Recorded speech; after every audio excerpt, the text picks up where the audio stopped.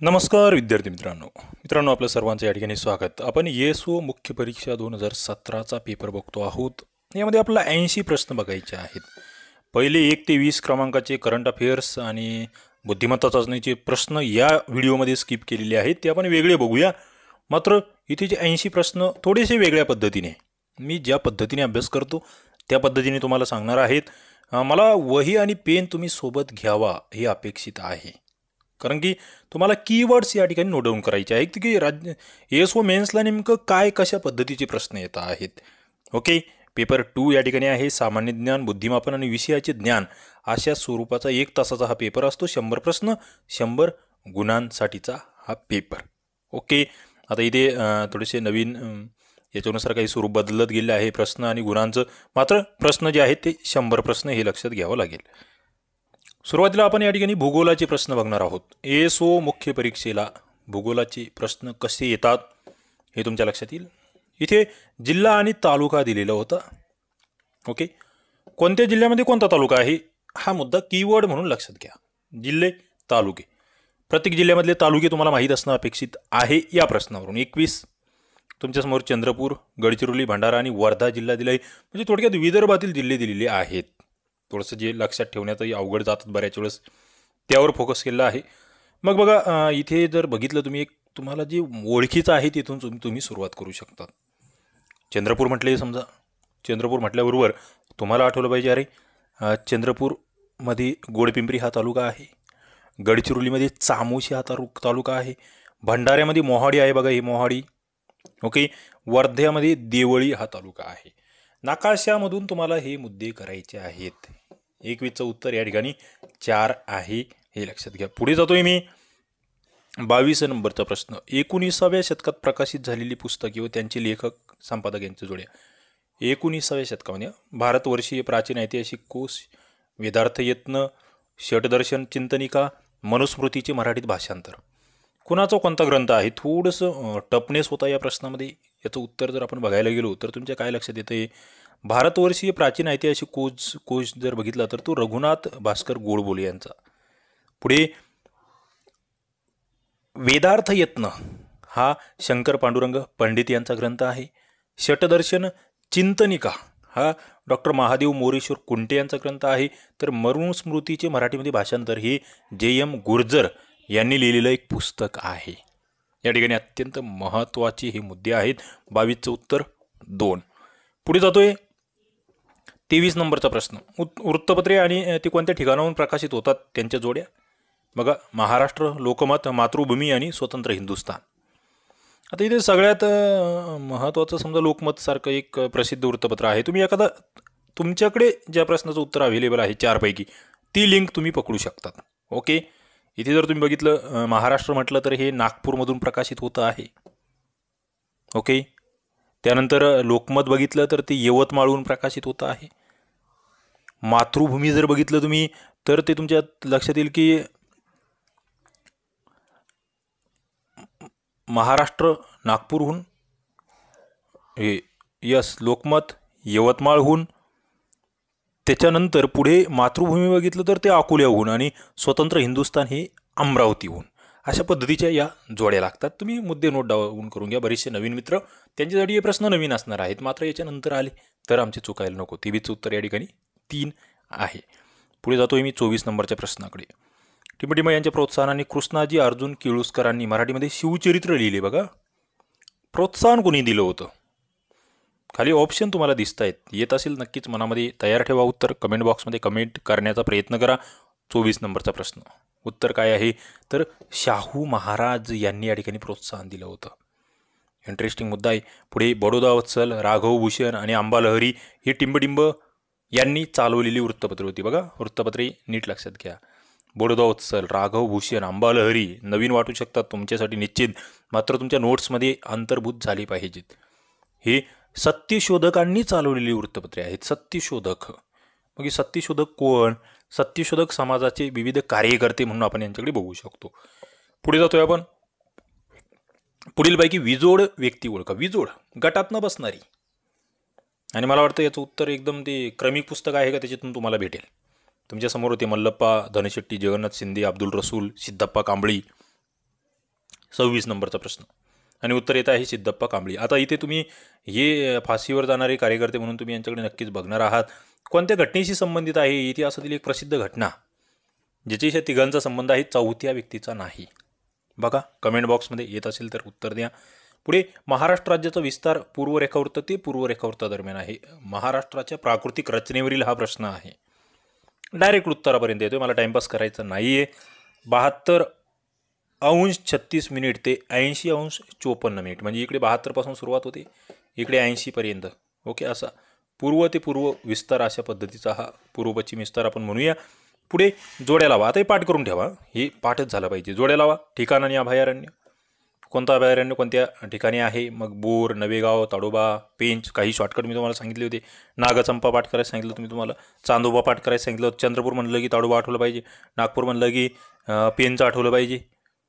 Okay, 2 लक्षात आले तर मला वाटतं तुमचं उत्तर बऱ्यापैकी जवळ येतं आहे. पुढे भंडारा म्हणलं की नवेगाव आणि वर्धा बोर. अशा पद्धतीच्या जोड्या लागत आहेत. 28चं उत्तर 4 आहे.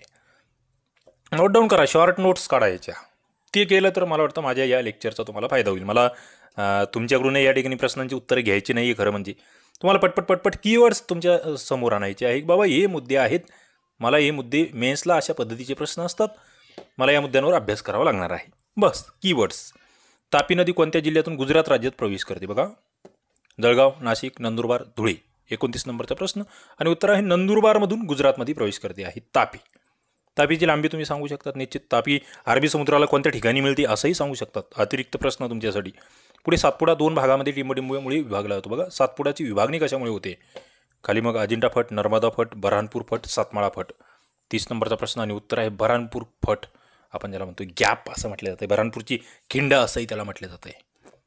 पुढे टिंबटिंब अनुच्छेदातील तरतुदीनुसार राज्यात राष्ट्रपती राजवट लागू करता येते. बस राष्ट्रपती राजवटीची कलमं तुम्हाला बघायची. खाली तुम्हाला 356, 352, 60, 65 दिलेले आहेत. मात्र या ठिकाणी 2 कलमं आहेत, एक 356 नुसार आणि एक 365 नुसार. आता या दोघांमधला जो लहानसा फरक आहे, अत्यंत सूक्ष्म फरक, तो मात्र तुम्हाला व्यवस्थित अभ्यासायचा आहे, वाचायचा आहे, कमेंट बॉक्समध्ये सांगायचा आहे. पुढे जातोय मी. भारताच्या खालीलपैकी कोणत्या राज्यामध्ये विधान परिषद अस्तित्वात आहे? बघा विधान परिषद कुठे कुठे आहे? बिहार, कर्नाटक, तेलंगणा, मध्य प्रदेश. खाली मग ऑप्शन होते. ऑप्शनकडे तुम्ही लक्ष दिलं तर तुम्हाला आणखी क्लिअर आयडियाची येऊ शकते. ओके, विधान परिषद. विधान परिषदेचं कलम तुम्हाला माहीत असणं अपेक्षित आहे. तुम्ही येस ओ मेन्स म्हणजे इथे पॉलिटीला फार मोठं महत्त्व आहे, राज्यव्यवस्थेला फार मोठं महत्त्व आहे. 32 नंबरचा प्रश्न बघा. बिहारमध्ये आहे का? यस आहे. कर्नाटकमध्ये आहे का? यस आहे. तेलंगणामध्ये आहे का? यस आहे. मात्र MP मध्ये नाही आहे. 3 राज्य झाली. आणखी इतर कोणकोणत्या राज्यामध्ये विधान परिषद आहे? एकदा विचार करा, आठवा आणि कमेंट बॉक्समध्ये उत्तर नोंदवण्याचा प्रयत्न करा. पुढे जातोय.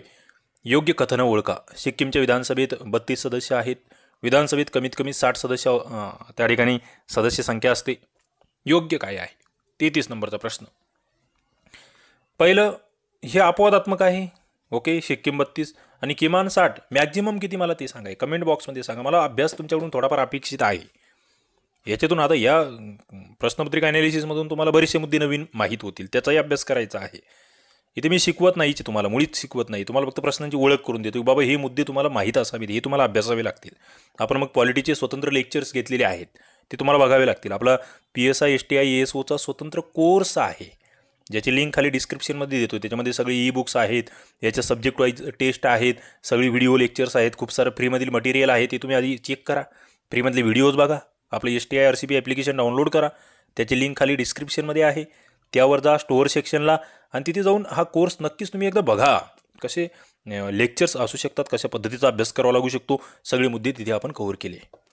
योग्य कथनं तुम्हाला निवडायची आहेत. बघा, पहिलं राज्याच्या महाधिवक्त्याची नियुक्ती राज्यपाल करतात. राज्य लोकसेवा आयोग MPSCच्या अध्यक्षांची नेमणूक राज्यपाल करतात. उच्च न्यायालयाच्या न्यायाधीशांची नियुक्ती राज्यपाल करतात. 34 नंबरचा प्रश्न. उत्तर काय? 34चं जर बघितलं, पहिलं महाधिवक्ता यस बरोबर, MPSCचे अध्यक्ष बरोबर, मात्र उच्च न्यायालयाचे न्यायाधीश चुकीचं आहे. यांची नियुक्ती राज्यपाल करत नाही, ती राष्ट्रपती करतात. मग तिथे राज्यपालांचा वगैरे सल्ला आहे. तिथे एक मोठा प्रश्न तयार होतो इथे की उच्च न्यायालयाचे जे न्यायाधीश आहेत त्यांची नेमणूक करताना राष्ट्रपती कोणाकोणाचा सल्ला घेतात? प्रश्न महत्त्वाचा आहे, नक्कीच मनामध्ये विचार करा आणि वेळ असेल तर कमेंटसुद्धा करा. पुढे अनुच्छेद 12 नुसार राज्य यामध्ये कशाचा समावेश होतो? बघा, राज्याची व्याख्या आहे, स्टेटची व्याख्या आहे. अंडर आर्टिकल 12 द स्टेट इन्क्ल्यूड्स भारताची शासन व संसद, प्रत्येक राज्याचं शासन व विधिमंडळ, सर्व स्थानिक संस्था, नगरपालिका, जिल्हा बोर्ड, भारतीय शासनाच्या नियंत्रणाखालील संस्था. 35 नंबरचा प्रश्न. उत्तर काय? संसद आहे, राज्याचं विधिमंडळ आहे, स्थानिक स्वराज्य संस्था आहे आणि शासनाच्या नियंत्रणाखालील ज्या सगळ्या संस्था आहेत त्या सगळ्या राज्यामध्ये येत आहेत. वरील सर्व. मला कमीत कमी वेळेमध्ये जास्तीत जास्त प्रश्न कव्हर करायचे. 80 प्रश्न माझं टार्गेट आहे की 60 मिनिटाच्या आसपास संपले पाहिजेत. एवढं फास्टमध्ये, इतक्या कमी वेळेत एवढे जास्त प्रश्नांची ओळख तुम्हाला दुसरं कोणीच करून देणार नाही. नाहीतर तुम्ही बघा, काही लाईव्ह चालतात, 1-1 तासाचं लाईव्ह असतं, तिथे तुमचे 10 प्रश्नही डिस्कस होत नाहीत. तिथे म्हणजे स्पष्टीकरण कमी किंवा प्रश्न जास्तीत जास्त कव्हर करणं कमी, बिनकामाच्या गप्पा बऱ्याच तुम्हाला दिसतात. ओके, तर मला ते नको आहे. त्यामुळे मी या ठिकाणी थोडंसं रॅपिडली घेतो आहे. जे विद्यार्थी वेळेच्या बाबतीत सजग आहेत त्यांच्यासाठी निश्चित हे उपयुक्त ठरेल. भारतीय राज्यघटनेतील कोणत्या तरतुदी न्यायालयाच्या स्वतंत्रतेशी संबंधित आहे? बघा, न्यायालयाचं स्वतंत्र, इंडिपेंडन्स ऑफ ज्युडिशियरी. बघा, न्यायाधीशांची नियुक्ती व पदच्युती, कार्यकाळाची सुरक्षा, वेतन व सेवा शर्ती, न्यायालयास अवमानाबद्दल शिक्षा देण्याचा अधिकार. स्वतंत्रता. आम्ही स्वतंत्र आहोत, आमच्यावर कोणाचं म्हणजे असं हे नाही आहे, दबाव नाही आहे, धडपड नाही आहे. 4ही मुद्दे याच्यामध्ये बसत आहेत. कार्यकाळ सुरक्षित आहे, वेतन सेवा कमी करता येत नाही, वेतन अवमान कोणी करू शकत नाही, केला तर शिक्षा भेटणार, न्यायाधीशाची नियुक्ती आणि पदच्युती सगळं काही स्वतंत्र आहे. उत्तर येते 4. पुढे, आंतरराष्ट्रीय संबंधातील वर्तनाबाबत खालीलपैकी कोणत्या मार्गदर्शक तत्वाचा समावेश राज्यघटनेत नाही? बघा, आंतरराष्ट्रीय संबंधाबाबत आहे हे सगळं. Regard to conduct of international relations. पहिलं, राष्ट्रामध्ये न्यायसंगत व सन्मानपूर्वक संबंध राखणे, त्यासाठी कार्य करायचं आहे. दुसरं, आंतरराष्ट्रीय कायदा आणि तह यातील कर्तव्यांचा मान राखणे. तिसरं, आंतरराष्ट्रीय तंटे लवादामार्फत मिटविण्यास प्रोत्साहन देणे. आणि चौथं, निःशस्त्रीकरणासाठी कार्य करणे. मित्रांनो, याचं कलम मला तुमच्याकडून अपेक्षित आहे. ज्या विद्यार्थ्यांचा चांगला अभ्यास आहे तेच विद्यार्थी कमेंट्स करू शकतात. येड्यागबाळ्यांचं काम नाही आहे. अभ्यास नसणाऱ्यांना हे कमेंट्स करणं वगैरे कधी माहीत नसतं.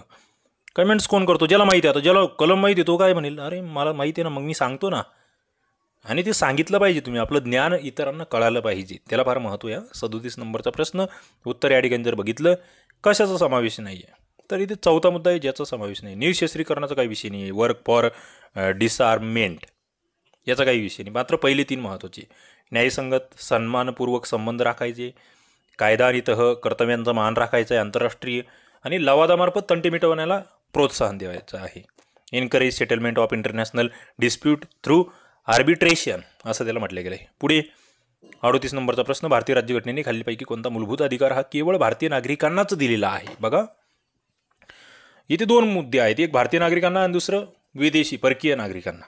मग फक्त भारतीयांना कोणते ते तुम्हाला माहीत असावे. त्याचे काही कलमं आहेत जे आपण शिकवलेले आहेत ऑलरेडी. पहिलं, कायद्यापुढे समानतेचा हक्क कलम 14, स्वातंत्र्याचा हक्क कलम 19, प्राथमिक शिक्षणाचा हक्क कलम 21, जीवित व व्यक्तिगत स्वातंत्र्याचे संरक्षण कलम 21. फक्त भारतीय नागरिकांना दिला आहे असा अधिकार कोणता या ठिकाणी? मित्रांनो, इथे स्वातंत्र्याचा हक्क जो आहे हा फक्त भारतीयांना आहे, कलम 19.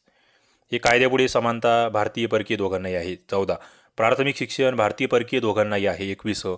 जीवित व व्यक्तिगत स्वातंत्र्य भारतीय आणि परकीय दोघांनाही आहे. नीट लक्षात ठेवा ती मुद्दे, म्हणजे ते कलम लिहूनच ठेवा, पाठच करून ठेवा. ते भारतीयांना, फक्त भारतीयांना आणि दोघांनाही, असे 2 मुद्दे त्या ठिकाणी आपण कव्हर केले. पुढे, भारतीय राज्यघटनेची खालील वैशिष्ट्ये आणि त्यांचे स्रोत यांचे जोड्या लावा. बघा, वैशिष्ट्य आणि स्रोत. न्यायालयीन पुनर्विलोकन, कायद्याचे अधिराज्य, शेषाधिकार केंद्राकडे, समवर्ती सूची, कुणाकडून काय घेतलं आहे, एकदम म्हणजे असं पाठच असावे असे हे मुद्दे आहेत. 39 नंबरचा प्रश्न. न्यायालयीन पुनर्विलोकन आपल्याला माहीत आहे, आपण USC कडून घेतलं आहे. ओके. दुसरं, कायद्याचे अधिराज्य आपण इंग्लंडकडून घेतलं आहे. शेषाधिकार केंद्राकडे आपण कॅनडाकडून घेतलं आहे. आणि समवर्ती सूची आपण ऑस्ट्रेलियाकडून घेतलेली आहे. 39चं उत्तर 1 हे निघतं आहे. पुढे आता इथे बरेच बाबी येईल. आणखी अमेरिकेकडून आणखी काय काय घेतलं आहे ते मला सांगा. इंग्लंडकडून आणखी काहीतरी घेतलं आहे आपण, ती मला नक्की सांगा. आणि इकडे कॅनडाकडून आणखी आपण राज्यपालासंदर्भात काहीतरी घेतलेलं आहे, माहीत असं मला वाटतं, तुम्हाला ते माहीत असेल निश्चित.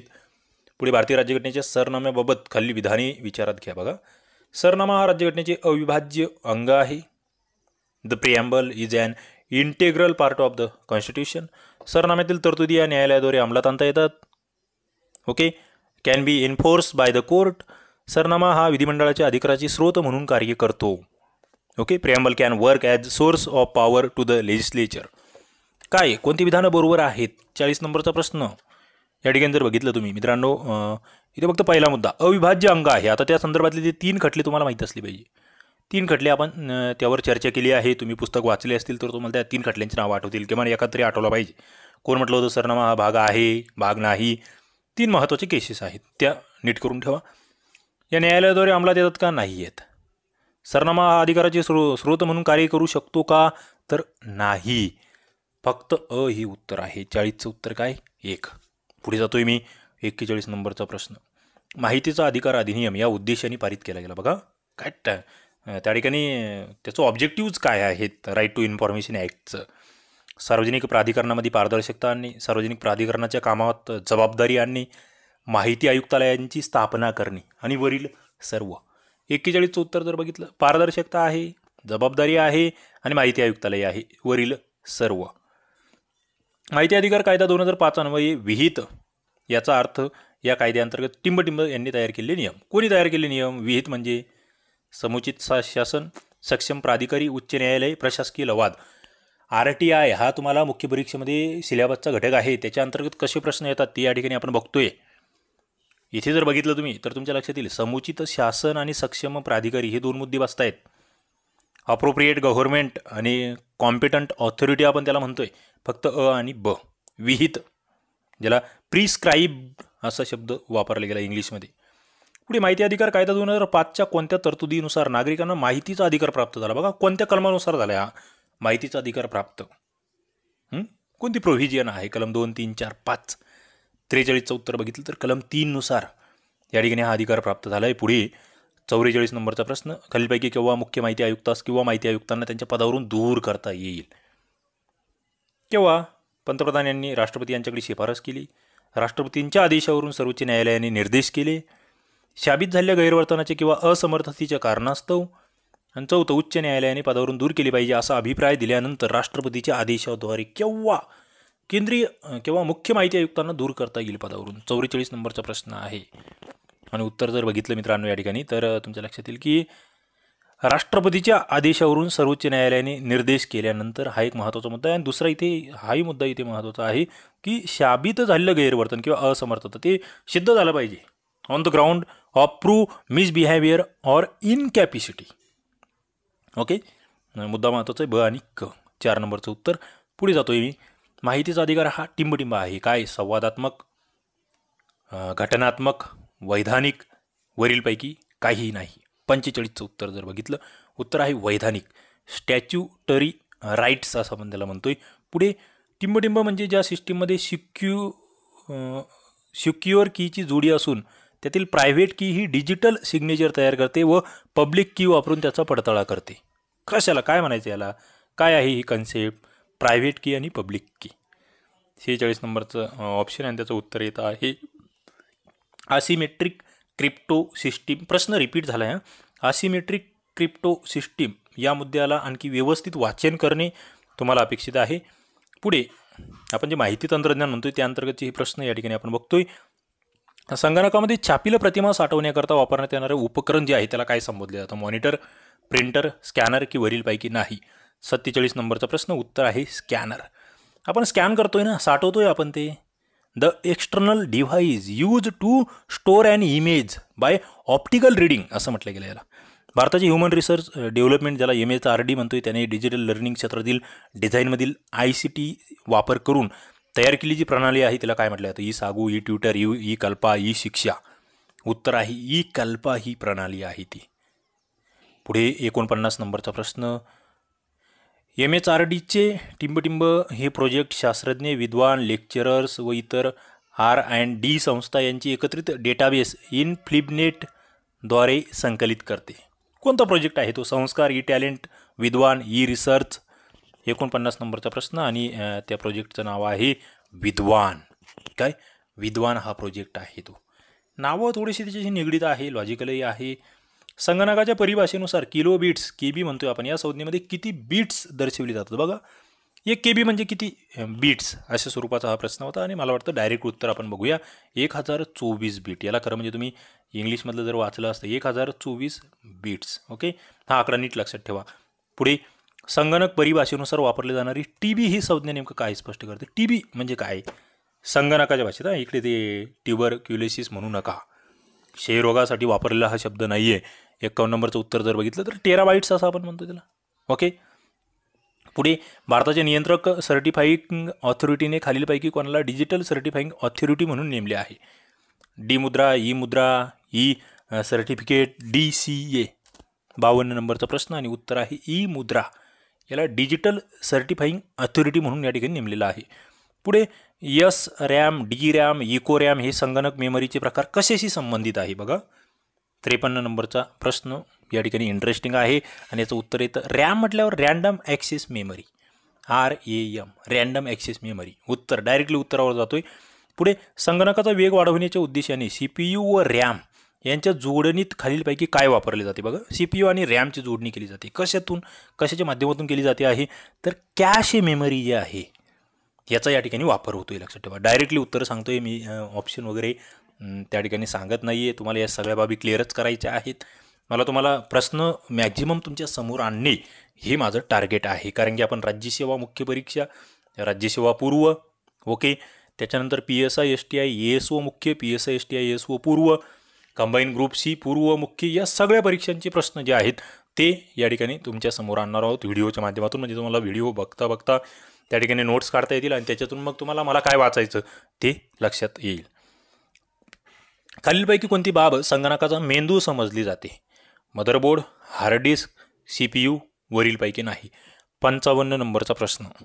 काय 55 नंबरचा प्रश्न उत्तर जर बघितलं या ठिकाणी तर ते आहे CPUला आपण संगणकाचा मेंदू असं समजतो.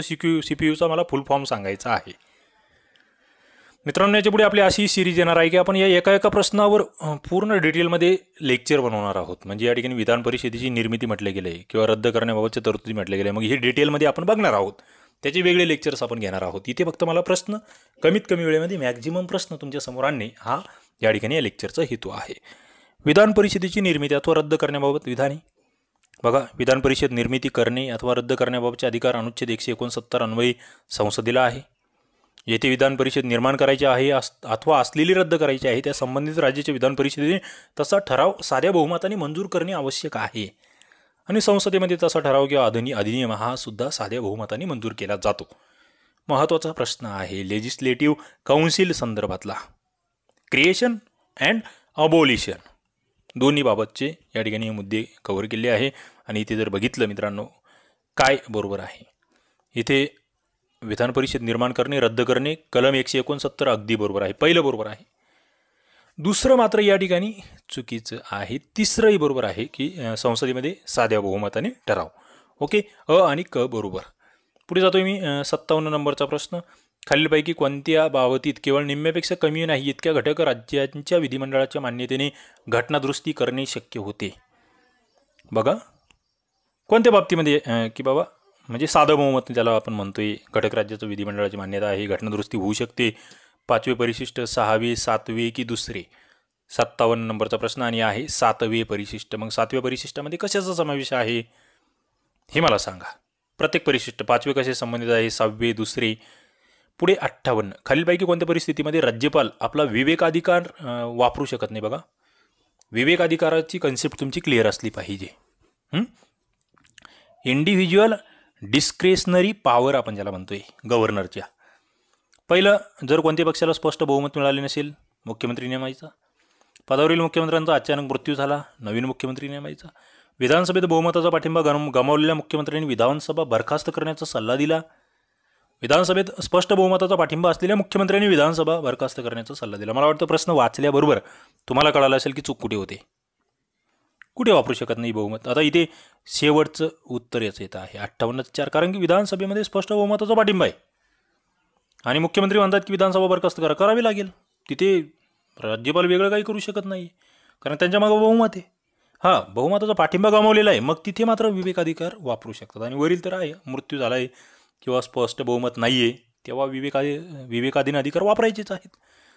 पुढे 59 नंबरचा प्रश्न. खालील विधाने विचारात घ्या. पहिलं, जवाहरलाल नेहरू यांच्या अध्यक्षतेखाली JVP समितीने आपला अहवाल 1948 मध्ये सादर केला. द्विभाषिक बॉम्बे राज्याचे विभाजन राज्य पुनर्रचना अधिनियमाद्वारे झाले.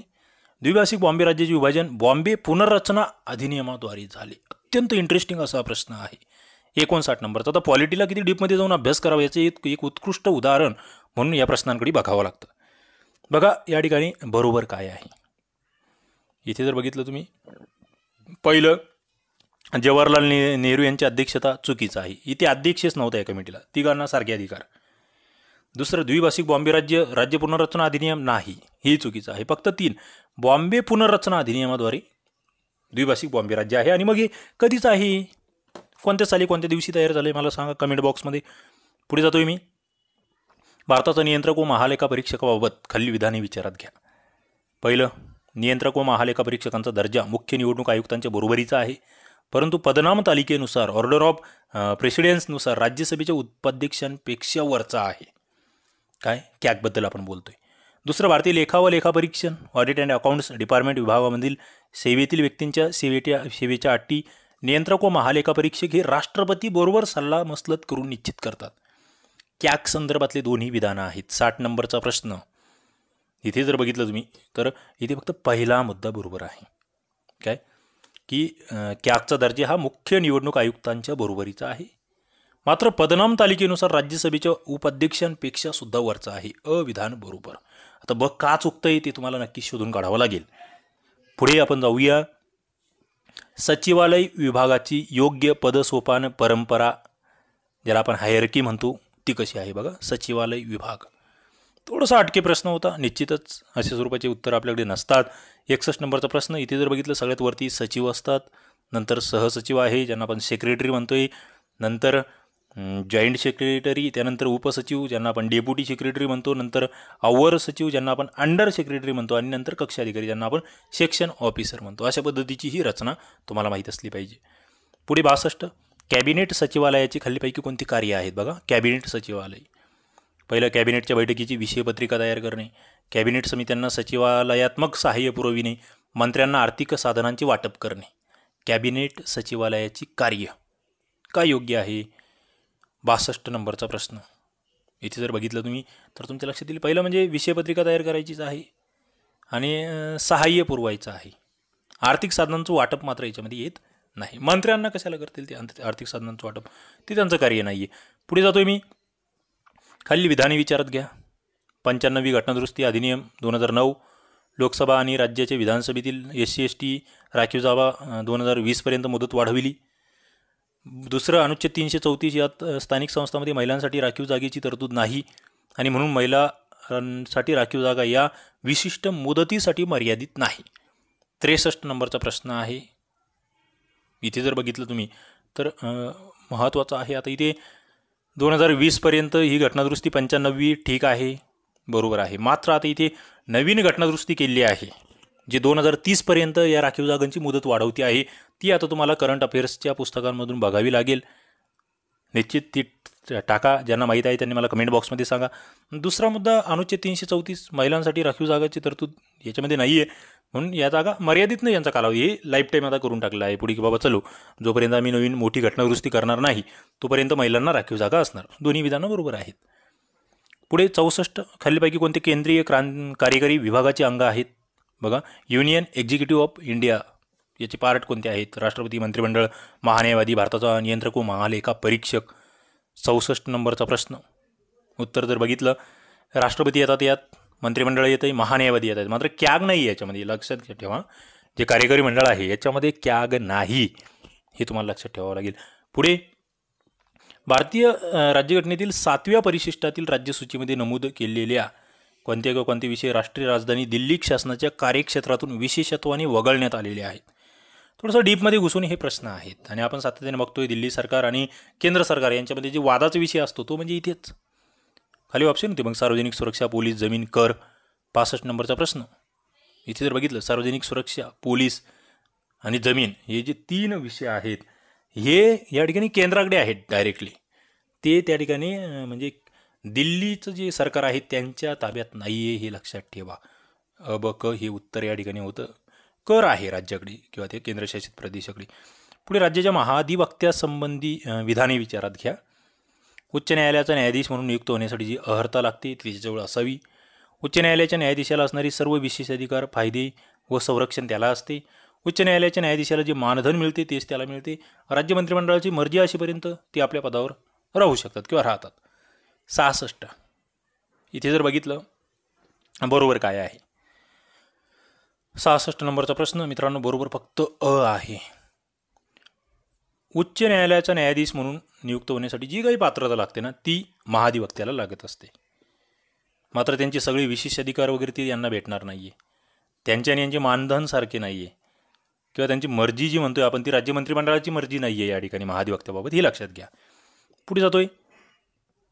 67 भारतीय संविधानाच्या कोणत्या तरतुदीनुसार मंत्र्यांची संख्या मर्यादित होती? बघा, किती संख्या असावी मंत्र्याची, म्हणजे विधानसभेतील मंत्री तुम्हाला विचारले किंवा वरती लोकसभेत आपण बघतोय किती संख्या, कोणत्या सदस्य संख्येचे किती पट, हा प्रश्न आहे. ती घटनादुरुस्ती कधीची आहे? 67.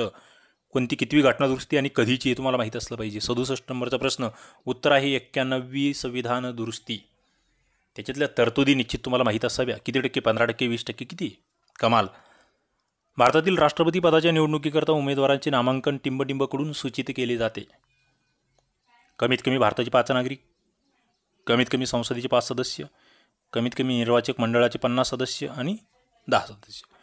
राष्ट्रपती पदाची निवडणूक लढवायची आहे, सूचित करण्यासाठी किती, प्रोपोज म्हणतो आपण, किती सदस्यांची त्या ठिकाणी सही लागणार आहे? थोडक्यात उत्तर आहे कमीत कमी निर्वाचक मंडळाचे 50 सदस्यांनी त्या ठिकाणी सूचित केलं पाहिजे. सूचना आणि अनुमोदन म्हणतो आपण, त्याच्यामध्ये अनुमोदनसुद्धा पुन्हा 50 आहे. भारतातील संविधानाची कलम 75चे खालील कोणत्या तरतुदी आहे? 75मध्ये राष्ट्रपती पंतप्रधानाच्या सल्ल्यानुसार मंत्र्यांची नियुक्ती करेल. मंत्रिपरिषद लोकसभेला सामूहिकरित्या जबाबदार असेल. राष्ट्रपतीचा सल्ला व मदत देण्यासाठी पंतप्रधानाच्या नेतृत्वामध्ये मंत्रिपरिषद असेल. मंत्र्यांचे वेतन व भत्ते संसदेकडून ठरवले जातील. कलम 75 काय म्हणते? 69 नंबरचा प्रश्न. इथे जर बघितलं, पंतप्रधानाच्या सल्ल्यावरून मंत्र्यांची नियुक्ती करतायत राष्ट्रपती, बरोबर आहे. मंत्रिपरिषद लोकसभेला सामूहिक जबाबदार आहे, तेही बरोबर आहे. लोकसभेला सामूहिक जबाबदार. 69 नंबरचा प्रश्न. मात्र राष्ट्रपतीला सल्ला व मदत देण्यासाठी पंतप्रधानाच्या नेतृत्वात मंत्री परिषद असेल, अशा स्वरूपाचं जे आहे ते कलम 75मध्ये अंतर्भूत नाही आहे, ते लक्षात घ्या. मंत्र्याची वेतन आणि भत्ते संसदेकडून दिली जातील. अ, ब, ड बरोबर. पुढे, भारताचे सर्वोच्च न्यायालयातील न्यायाधीशांची संख्या वाढवण्याचा अधिकार कोणाला आहे? बघा, कोण वाढवणार सर्वोच्च न्यायालयातील न्यायाधीशांची संख्या? सरळ मला वाटतं उत्तरापर्यंत आपण डायरेक्टली जातो. संसदेला पॉवर आहे, पार्लमेंटला. खालीलपैकी कोणत्या मान्यवरास पदग्रहण करण्यापूर्वी भारतीय राज्यघटनेचे रक्षण करण्याची शपथ घ्यावी लागते? कुणाला घ्यावी लागते? राज्यघटनेचे रक्षण करण्याची शपथ. खाली मग राष्ट्रपती, उपराष्ट्रपती, पंतप्रधान, लोकसभेचे सभापती असे ऑप्शन होते, आणि इथे उत्तर फक्त राष्ट्रपती जे आहेत यांना राज्यघटनेच्या संरक्षणाची शपथ घ्यावी लागते, लक्षात राहू द्या. ओके. खालील विधाने विचारात घ्या. 72 नंबरचा प्रश्न. भारतीय राज्यघटनेच्या अनुच्छेद 332मध्ये राज्याच्या विधानसभेतील SC ST जागांसाठी राखीव जागांची तरतूद आहे. 332. सध्या महाराष्ट्रात 29 विधानसभा मतदारसंघ SC उमेदवारांसाठी राखीव आहेत. 25 विधानसभा मतदारसंघ अनुसूचित जमातीच्या उमेदवारांसाठी राखीव आहेत. बरोबर काय? 72 नंबरचा प्रश्न. इथे जर बघितलं, कलम 332 बरोबर. SC 29 विधानसभा मतदारसंघ, ST 25, अगदी बरोबर. तिन्ही विधानं बरोबर आहेत. पुढे, शून्य प्रहर बाबत खालील विधाने विचारात घ्या. शून्य प्रहर, ज्याला आपण 0 आवर असंही म्हणतो. प्रश्नोत्तराच्या तासानंतर तो असतो. त्याचा उल्लेख कामकाज पद्धतीच्या नियमामध्ये आहे. संसदीय कार्यप्रणालीतील भारतातील एक हा नाविन्यपूर्ण उपक्रम आहे. कोणती पूर्वसूचना न देता लोकहिताचा कोणताही मुद्दा शून्य प्रहारामध्ये उपस्थित करण्यास सदस्य स्वतंत्र असतात. 73 नंबरचा प्रश्न. या ठिकाणी जर बघितलं मित्रांनो, तर प्रश्नोत्तराच्या तासानंतर हा आहे, हे बरोबर. मात्र कामकाज पद्धतीच्या नियमामध्ये त्याचा उल्लेख नाही आहे. ब कट करा या ठिकाणी. ओके. पुढे, नाविन्यपूर्ण उपक्रम बरोबर आहे, आणि कोणती पूर्वसूचना न देता लोकहिताचा प्रश्न इथे उपस्थित होऊ शकतो, ते बरोबर. म्हणजे 73चं उत्तर जर बघितलं तुम्ही तर ते 2 येतं आहे, अ, क, ड. पुढे, राज्याच्या राज्यपालांच्या विधिविषयक अधिकाराबाबत विधाने विचारात घ्या. विधिविषयक अधिकार, ज्याला आपण लेजिस्लेटिव्ह पॉवर्स असं म्हणू शकतो गव्हर्नरच्या. ते राज्य विधिमंडळाचे अधिवेशन बोलावू शकतात अथवा संपुष्टात आणू शकतात, आणि राज्य विधानसभा बरखास्त करू शकतात. ते राज्य विधिमंडळाच्या बैठका स्थगित करू शकतात. ते प्रलंबित असलेल्या विधेयकाबाबत राज्य विधिमंडळाला संदेश पाठवू शकतात. जर विधेयक मार्गदर्शक तत्वाविरुद्ध असेल तर ते राष्ट्रपतींच्या विचारार्थ विधेयक राखून ठेवू शकतात. 74 नंबरचा प्रश्न. बघा, या ठिकाणी जर बघितलं, बरोबर विधानं कोणती आहेत? या ठिकाणी अधिवेशन बोलावणं, संपुष्टात आणणं, विधानसभा बरखास्त करणं बरोबर आहे. मात्र इथे जर बघितलं तुम्ही तर दुसरं जे आहे राज्य विधिमंडळाच्या बैठकांनाही ते स्थगित करू शकत, हे लक्षात घ्या. या पॉवर्स मुख्यमंत्र्याकडे आहेत. चुकीचं आहे. हां, प्रलंबित विधेयक आहे राज्य विधिमंडळाला संदेश पाठवू शकतात, बरोबर. एखादं विधेयक मार्गदर्शक तत्वाविरुद्ध आहे राष्ट्रपतीचे विचारार्थ राखून ठेवू शकतात, बरोबर. म्हणजे ड उत्तर 74चं 1 येतं आहे. पुढे 75. महाराष्ट्रातील विधिमंडळ समिती पद्धतीबाबत खालील कोणते विधान अयोग्य आहे? Legislative committee system in Maharashtra. मंत्री समितीचा सदस्य असू शकत नाही. जर उपसभापती हा समितीचा सदस्य असेल तर त्याची नेमणूक त्या समितीचा अध्यक्ष म्हणून केली पाहिजे. समितीचा सदस्य हा पुनर्नामांकनासाठी पात्र असतो आणि समितीची गणसंख्या शक्यतो समितीच्या एकूण सभासद संख्येच्या 1/3 जवळपास असावी लागते. 75 नंबरचा प्रश्न, उत्तर काय? पहिलं बरोबर आहे. मंत्री सदस्य असू शकत नाही. उपसभापती सदस्य असेल तोच अध्यक्ष असतो. तो सदस्य पुन्हा नियुक्त होऊ शकतो, बरोबर. मात्र हे 1/3 नाही, 1/10 जे आहे ना याच्या आसपास ती गणसंख्या असते, म्हणून चौथं चुकीचं आहे. पुढे खालील विधाने विचारात घ्या. भारतीय संघराज्य हे राज्यामधील कराराचा परिणाम आहे. दुसरं, नाशवंत घटकाचा अविनाशी संघ. In destructible union of destructible units असे भारतीय संघराज्याबाबत सर्वोच्च न्यायालयाने म्हटलंय. अविनाशी राज्यांनी बनविलेला एक अविनाशी संघ असे अमेरिकन संघराज्याबाबत सर्वोच्च न्यायालयाने म्हटलेले आहे. काय बरोबर आहे? 76 नंबरचा प्रश्न. इथे जर तुम्ही बघितलं तर करार आहे का झालेला? अजिबात नाही. कराराचा हा परिणाम नाही आहे. मात्र नाशवंत घटकाचा अविनाशी संघ हे भारतीय राज्यघटने संघराज्याबाबत बरोबर आहे आणि अविनाशी राज्यांचा एक अविनाशी संघ हे अमेरिकन संघराज्याबद्दल बरोबर आहे. 76चं उत्तर 3 आहे. पुढे विधान भारत सरकार कायदा 1935 नुसार शेषाधिकार केंद्रीय विधिमंडळाकडे दिलेले होते. कारण भारत सरकार कायदा 1935 नुसार संघराज्य, प्रांतिक आणि समवर्ती अशा 3 सूच्यांमध्ये विषयांची विभागणी केली गेली होती.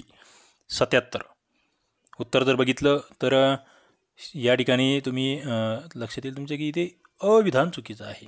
शेषाधिकार हे केंद्रीय विधिमंडळाकडे हे चुकीचं आहे. दुसरं जर बघितलं इथे तर तुमच्या लक्षात येईल की कारण बरोबर आहे. संघराज्य, प्रांतिक आणि समवर्ती अशा 3 सूच्या केलेल्या होत्या, ती मात्र योग्य आहे. पुढे जातोय आपण. खालील विधाने विचारात घ्या. स्वातंत्र्य प्राप्तीनंतरचे मुंबईचे पहिले शरीफ शांताराम महादेव डहाणूकर होते. शरीफ हा उच्च न्यायालयाचा अधिकारी असतो. मुंबई शरीफचा कार्यकाळ 5 वर्षे आहे. शरीफचा मान महापौरांच्या खालोखाल असतो. 78 नंबरचा प्रश्न, उत्तर काय आहे? 78चं उत्तर आहे या ठिकाणी शरीफ हा उच्च न्यायालयाचा अधिकारी असतो आणि शरीफचा मान हा महापौरांच्या खालोखाल असतो. ब आणि ड लक्षात ठेवा. पहिले शरीफ कोण आहेत तुम्हाला शोधायचे आहेत. शरीफचा कार्यकाळ तुम्हाला शोधायचा आहे. पुढे जातोय मी. 79 नंबरचा प्रश्न, खालील विधाने विचारात घ्या. राष्ट्रपतीला संघराज्यांचा कार्यकारी अधिकाराच्या व्याप्तीत येईल अशा कोणत्याही बाबी संबंधीची कार्य राज्य शासनाच्या संमतीशिवाय ते शासनाकडे किंवा त्याच्या अधिकाऱ्यांकडे सशर्त अथवा बिनशर्त सोपवता येतील.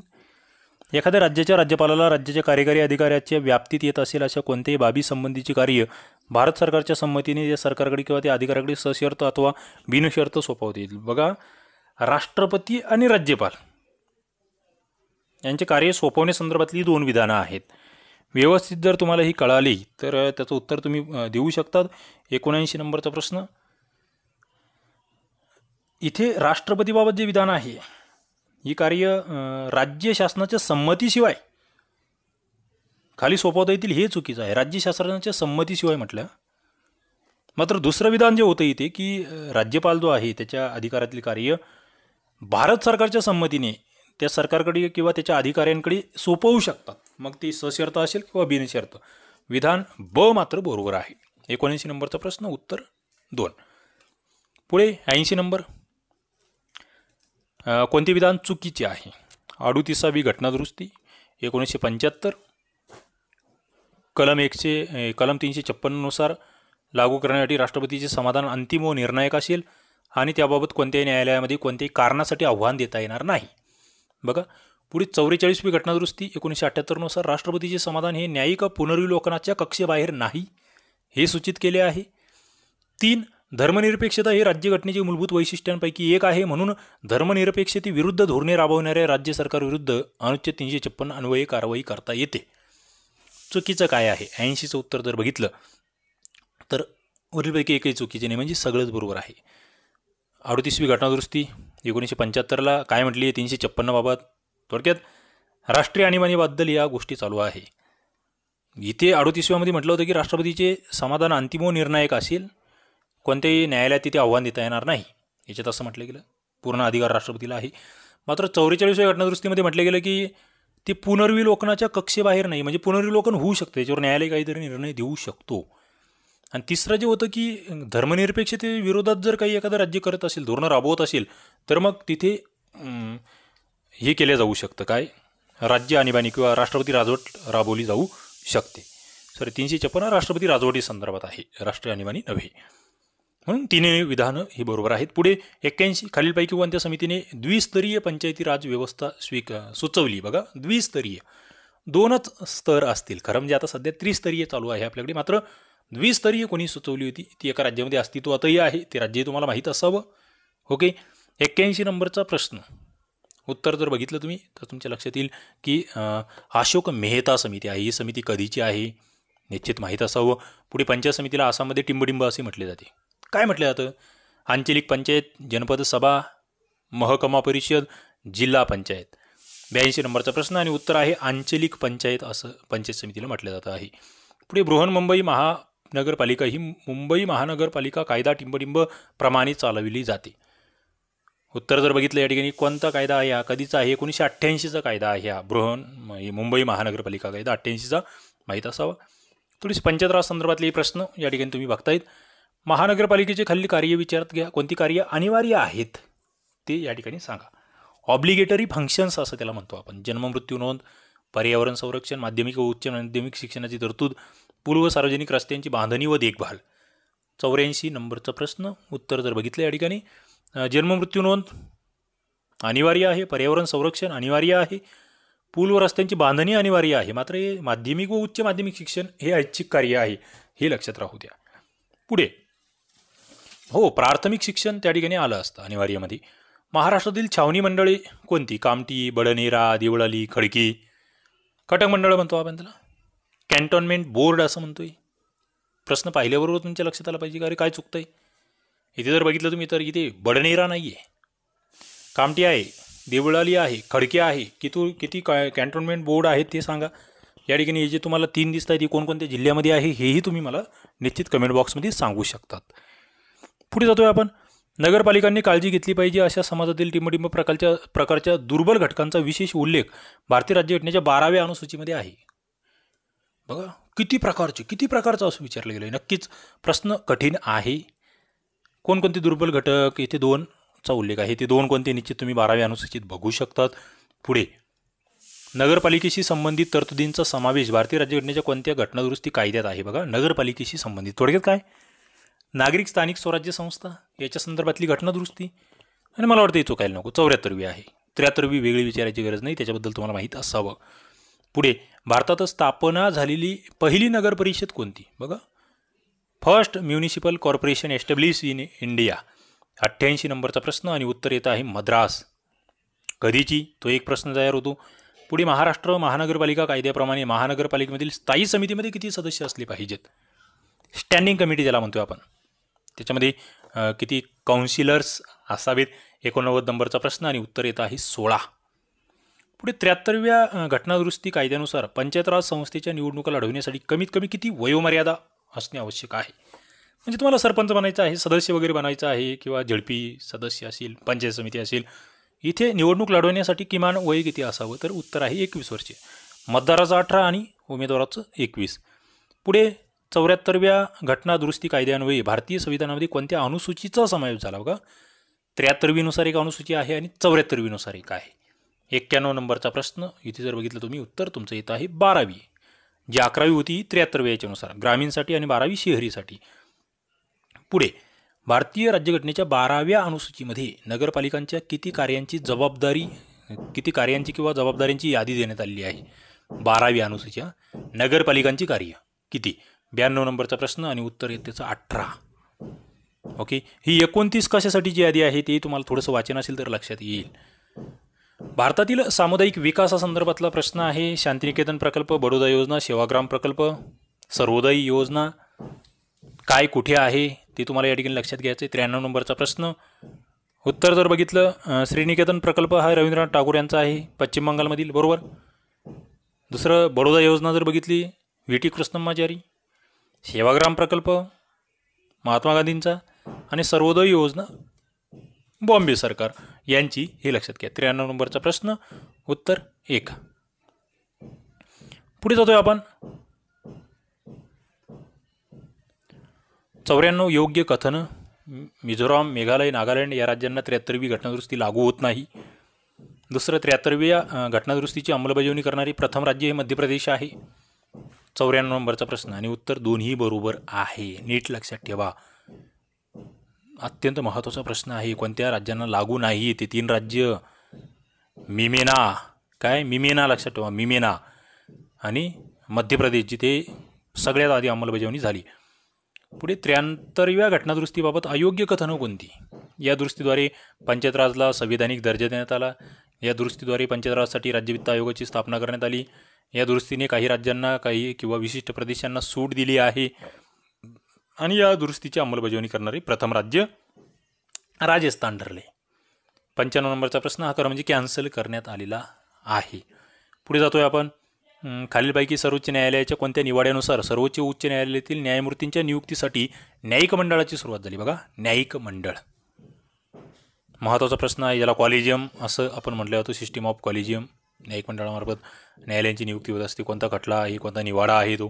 96 नंबरचा प्रश्न, आणि उत्तर त्या ठिकाणी supreme court advocates on record association निवाडा 1993 नुसार या ठिकाणी ही कॉलेजियम अस्तित्वात आलेला आहे. पुढे, खालीलपैकी कोणत्या बाबींच्या आधारावर उत्प्रेषण रीट याचिका आदेशित करता येत नाही? बघा, उत्प्रेषण, ज्याला सर्शिवरी असं आपण म्हणत असतो, writ of certiorari can not be issued. कोणते ग्राउंड्स आहेत की ज्याच्यावर हा आदेश देता नाही येत? पहिलं, जेथे अधिकार क्षेत्र वापरण्यात चूक गफलत झाली आहे, जेथे कायद्याची चूक गल्लत झाली आहे, जेथे प्रथमदर्शनी तथ्यांची चूक गल्लत झाली आहे, जेथे नैसर्गिक न्यायतत्वाचा भंग झाला आहे. कोणत्या ठिकाणी आदेशित करता येत नाही? म्हणजे 3 ठिकाणी करता येत आहे, 4थ्या ठिकाणी करता येत नाही आहे. ते म्हणजे प्रथमदर्शनी तथ्यांची चूक असेल तर इथे मात्र आदेशित करता येत नाही. कायद्याची चूक असेल, अधिकार क्षेत्र वापरण्याची चूक आहे, नैसर्गिक न्यायतत्वाचा भंग आहे, एरर ऑफ ज्युरिडिक्शन म्हणतोय आपण, त्याच्यानंतर error of law apparent on the face of record किंवा violation of principle of natural justice, या 3 ठिकाणी रीट याचिका जी आहे उत्प्रेषण ती टाकता येईल. पुढे, उच्च न्यायालयाच्या न्यायिक व अधिकाराच्या अनुषंगाने जोड्या लावा. बघा, कलम 215, 227, 228, 235 त्या कलमामधल्या तरतुदी तुम्हाला इथे लक्षात घ्यायच्या आहे. 98 नंबरचा प्रश्न. या ठिकाणी जर बघितलं तुम्ही, 215 मध्ये काय आहे? पर्यवेक्षण अधिकारिता आहे.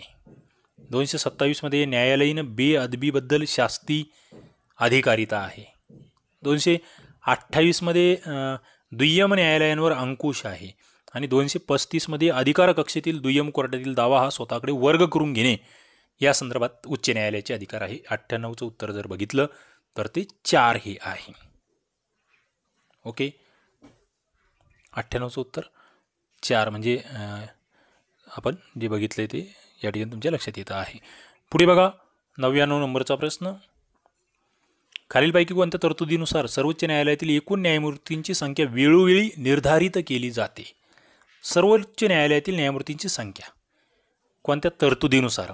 99 नंबरचा प्रश्न, आणि उत्तर डायरेक्टली सांगतोय, सर्वोच्च न्यायालय न्यायमूर्तींची संख्या अधिनियम 1956 यानुसार हे केलं जातं. 100 नंबरचा प्रश्न. खालील विधानांचे अवलोकन करा. सक्रिय व कार्यक्षमपणे न्यायदान करणे हे न्यायालयीन सक्रियतेचे मूलतत्व आहे. अधिकृत याचिकाकर्ता, रूल ऑफ लोकस स्टँडी आपण ज्याला म्हणतो आहे, या नियमाचे उदारीकरण केल्यामुळे सार्वजनिक हितसंबंध याचिका, ज्याला आपण PIL पब्लिक इंटरेस्ट लिटिगेशन म्हणतो, तिचा उदय झाला. काय योग्य आहे, काय अयोग्य आहे? 100 नंबरचा प्रश्न. दोन्ही विधानं योग्य आहे आणि परस्परांशी सुसंगत आहे. न्यायिक सक्रियतेचं जे तत्व आहे, ज्याला आपण इसेन्स ऑफ ज्युडिशियल ॲक्टिव्हिजम म्हणतो आहे, त्याच्या संदर्भातला हा प्रश्न होता. सक्रिय आणि कार्यक्षमपणे न्यायदान करणे त्याच्यामध्ये अपेक्षित आहे, आणि त्याच्यातूनच मग ती PIL ही कन्सेप्ट आलेली आहे. त्याची जनक कोण, भारतामधील तेही तुम्ही सांगू शकतात. कोणत्या देशाकडून ही संकल्पना स्वीकारली गेली मुख्यत्वे तेही तुम्ही सांगू शकतात. चला, या ठिकाणी 100 प्रश्न आपण बघितले. निश्चित तुम्हाला आवडले असतील. लाईक करा, आपल्या मित्रांना शेअर करा, चॅनलला सबस्क्राईब करा. याच्या आधीचे सगळे लेक्चर्स बघण्यासाठी, याच्यानंतरचे सगळे लेक्चर्स बघण्यासाठी आपलं STI RCP ॲप्लिकेशन डाउनलोड करा. इथे आपण थांबूया. धन्यवाद.